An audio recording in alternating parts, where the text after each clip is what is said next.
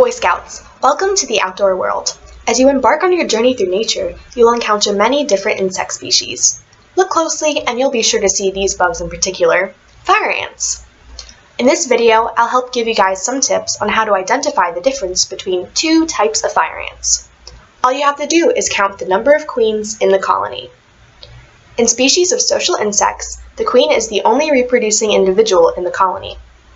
Fire ant colonies that only have one queen are called monogyne, mono meaning one in Latin. Fire ant colonies that have more than one queen are called polygyne, poly meaning many in Latin.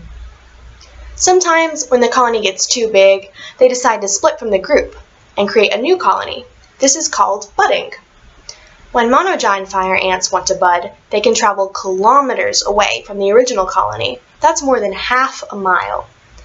These new colonies usually don't have a lot of insect ants or have low densities.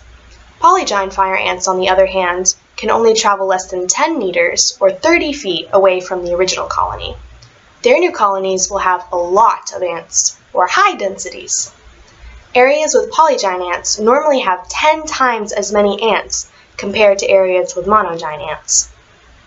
There was this cool study that researched how two fire ants reacted when researchers connected habitats together.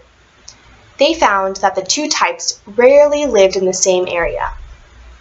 A huge difference researchers found between the fire ants is how they affected native or non-fire ant populations. For monogyne ants, it didn't matter whether the habitats were connected or isolated. The fire ants had the same effect on the amount of native ants.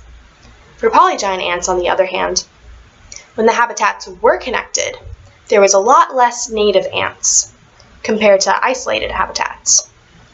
This is because there was a higher number of polygyne ants in the connected habitats. Since this type of ant usually can't travel far, remember, less than 30 feet, they take advantage of these connected habitats and can spread much farther. So it's really important that you guys can tell the difference between these two fire ant types in nature. Humans can cause the spread of polygyne ants by creating more corridors to connect habitats. Usually, connecting habitats is a good thing by helping important species spread and move around. In this specific case, it would have a negative effect. The more of this kind of fire ant there are, the less native ants there are. This decreases the amount of diversity or variety of species.